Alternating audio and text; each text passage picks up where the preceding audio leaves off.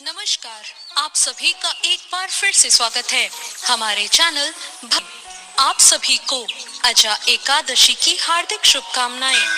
आइए अजा एकादशी पर सुनते हैं आज की व्रत कथा। एक बार की बात है, युधिष्ठिर ने भगवान श्री कृष्ण से कहा, हे भगवान, हे पुंडरीकाक्ष, मैंने श्रावण शुक्ल एकादशी यानी कि पुत्रदा एकादशी का विस्तार पूर्वक वर्णन सुना। अब आप कृपा करके मुझे भाद्रपद माह के कृष्ण पक्ष की एकादशी के विषय में भी बताइए। इस एकादशी का क्या नाम है और इसके व्रत का क्या विधान है? इसका व्रत करने से किस फल की प्राप्ति होती है? भगवान श्री कृष्ण ने कहा, हे युधिष्ठिर, भाद्रपद माह के कृष्ण पक्ष की एकादशी को अजा एकादशी कहते हैं।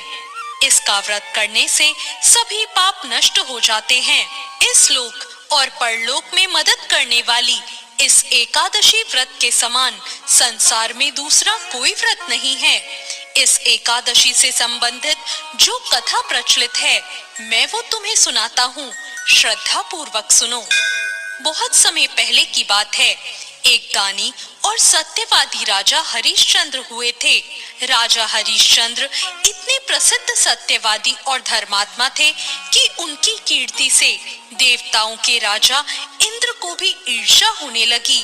इंद्र ने महर्षि विश्वामित्र को हरिश्चंद्र की परीक्षा लेने के लिए उकसाया। इंद्र के कहने पर महर्षि विश्वामित्र जी ने राजा हरिश्चंद्र को अपने योग बल से एक ऐसा स्वप्न दिखाया कि राजा हरिश्चंद्र स्वप्न में ऋषि को अपना सारा राज्य दान कर रहे हैं। राजा हरिश्चंद्र को जब ये सपना आया कि वो ऋषि को अपना सब कुछ दान कर रहे हैं, तो उसके दूसरे दिन महर्षि विश्वामित्र अयोध्या आए और राजा हरिश्चंद्र से अपना राज्य मांगने लगे। उन्होंने कहा, स्वप्न में किए दान को भी आपको दान करना चाहिए। उन्होंने स्वप्न में किए दान को भी दान में मांगा। राजा ने स्वप्न का दान भी स्वीकार कर लिया और विश्वामित्र जी को अपना सारा राज्य दान में दे दिया। अयोध्या से जब राजा हरिश्चंद्र अपना सब कुछ देकर चलने लगे, तब विश्वामित्र जी ने कहा, जब तब दान आदि बिना दक्षिणा के सफल नहीं होता। राजपाट तो तुमने पहले ही मुझे सौंप दिया, अब मुझे दक्षिणा में तुम क्या दोगे? तो राजा हरिश्चंद्र ने महर्षि विश्वामित्र से दक्षिणा देने के लिए 1 महीने का समय मांगा और फिर वो काशी आ गए। काशी में उन्होंने अपनी पत्नी रानी शैव्या को एक ब्राह्मण के हाथ बेच दिया। उनका पुत्र राजकुमार रोहिताश एक छोटा बालक था। प्रार्थना करने पर ब्राह्मण ने उसे अपनी माँ के साथ रहने की आज्ञा दे दी। स्वयं अपने को राजा हरिश्चंद्र ने एक चांडाल के हाथ बेच दिया और इस प्रकार विश्वामित्र को 1000 मोहरे दक्षिणा में दे दी। महारानी शैव्या अब ब्राह्मण के यहाँ दासी का काम करने लगी। चांडाल के सेवक होकर राजा हरिश्चंद्र शमशान घाट की चौकीदारी करने लगे। हरिश्चंद्र शमशान में मृतकों के परिजनों से दाह संस्कार के बदले वसूली करने का काम करते। कई बार उनके सामने धर्म संकट की ऐसी स्थिति बनती, लेकिन वो सत्य और कर्तव्य के मार्ग से विचलित नहीं होते। एक दिन शमशान भूमि की तरफ गौतम ऋषि आ गए। राजा ने ऋषि को प्रणाम किया। गौतम ऋषि ने कहा, किसी पूर्व जन्म के पाप के कारण आप इस दशा में आ गए हैं। यदि आप भाद्रपद कृष्ण एकादशी का व्रत करो और अजा एकादशी की व्रत कथा सुनो, तो आपका उद्धार संभव है। राजा ने ऋषि की बात मानकर अजा एकादशी का व्रत किया। एक दिन राजकुमार रोहिताश ब्राह्मण की पूजा के लिए फूल चुन रहा था। उसे एक सांप ने काट लिया। सांप का विष उसमें झटपट फैल गया और रोहिताश मरकर भूमि पर गिर पड़ा। उसकी माँ महारानी शैव्या को कोई धीरज बंधाने वाला भी नहीं था और ना ही उनके पुत्र की देह को शमशान पहुंचाने वाला कोई था। वो रोती बिलखती पुत्र के शव को लेकर शमशान पहुंची तो पुत्र की लाश को देखकर राजा हरिश्चंद्र का कलेजा भी भर आया।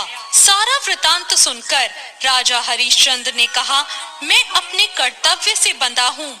यहाँ दाह संस्कार करने के लिए जो भी आता है उसे कर के रूप में कुछ न कुछ देना पड़ता है।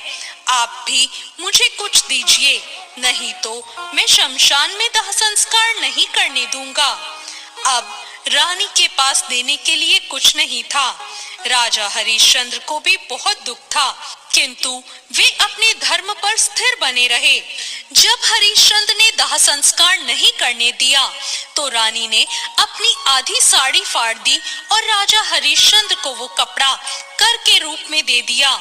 उधर प्रभु ये सब कुछ देख रहे थे।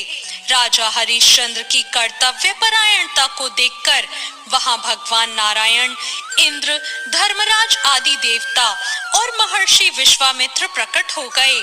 उन्होंने उनके पुत्र को जीवित कर दिया और फिर से राजा हरिश्चंद्र को राजपाट लौटा दिया। तो इस प्रकार अजा एकादशी के व्रत से राजा हरिश्चंद्र के समस्त दुखों का नाश हो गया। सत्य के प्रभाव से राजा हरिश्चंद्र महारानी शैव्या के साथ भगवान के धाम में चले गए और महर्षि विश्वामित्र ने राजकुमार रोहिताश को अयोध्या का राजा बना दिया। हे राजन, ये सब हुआ अजा एकादशी के व्रत के प्रभाव से। अतः जो मनुष्य यत्न के साथ विधि पूर्वक इस व्रत को करते हुए रात्रि जागरण करते हैं, उनके समस्त पाप नष्ट होकर अंत में वो स्वर्गलोक को पाते हैं। इस एकादशी की कथा को सुनने मात्र से ही अश्वमेघ यज्ञ का फल प्राप्त होता है। तो ये थी अजा एकादशी की व्रत कथा। आपको ये कथा कैसी लगी कमेंट करके जरूर बताएं और साथ ही मेरे चैनल को सब्सक्राइब करना ना भूलें। धन्यवाद।